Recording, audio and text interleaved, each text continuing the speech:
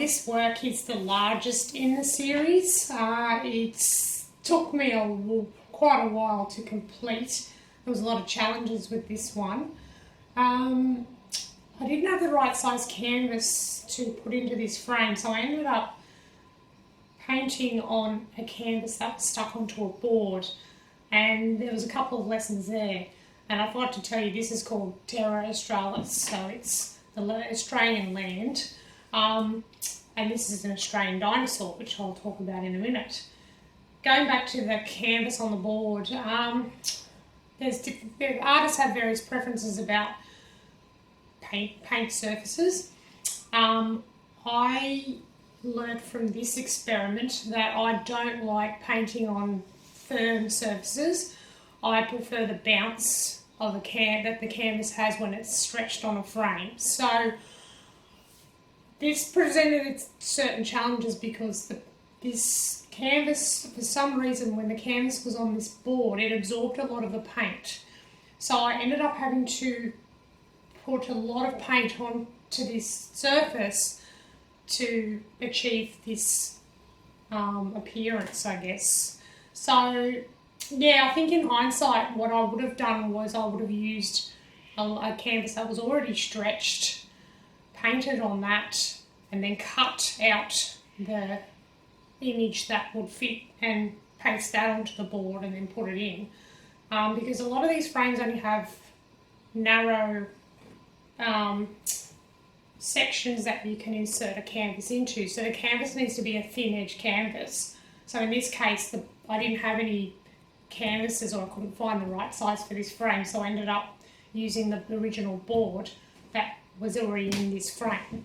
So that's a little bit of a technical part of and challenges that you face when you're using a vintage frame. And this dinosaur is based on an Australian dinosaur, and I guess the image of the Australian dinosaur is not particularly attractive to me. I like the shape of the dinosaur, the body shape. So I then decided to put some scales on the dinosaur, even though it doesn't represent the real image that I used. But then eventually I got really I think I started off with a small amount of scales, and then I just kept going with it, and it ended up being a bit of a body armour of scales. And now the composition of this was also quite challenging.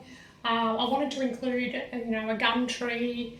I wanted to include some Australian flowers, and I originally had the ideas that I was going to put in a variety of Australian flowers because there's so many beautiful ones, and I thought, I can't narrow it down to one flower because I love the waratah, I love wattle. There's other, I love the flannel flower, and I thought, I could put all these Australian flowers in, I've got the space for it, huge work. And in the end, I'm not really sure how it came about, but I stuck with the Banksia, and it took it a life of its own, I suppose, and it ended up just being one flower in the Banksia, and it's my interpretation of the Banksia, based on a couple of images I used. And it just became the focus of the work, and I think it just worked out that way. And I guess sometimes you have an idea and you want something in your work, but in the end sometimes you have to let go of those things, and for whatever reason, whether it's composition or it's too overcrowded. I wanted to use the natural colour scheme, so the red oxides, the yellow ochres, they are colours found in the Australian landscape, so the red desert soils. I did still include some black for a bit of contrast, and you do find the black soils as well. And the mountains, I kept them as they could have been, I suppose, a more of a green tinge, but I kept them in line with the colours I used in the foreground, so I tied it in that way, because there was enough green in the foreground here and in the gum tree. I thought that just worked well. And the blue sky is just a nice break from a bit of the heaviness in the foreground with all the decorative scales and so forth.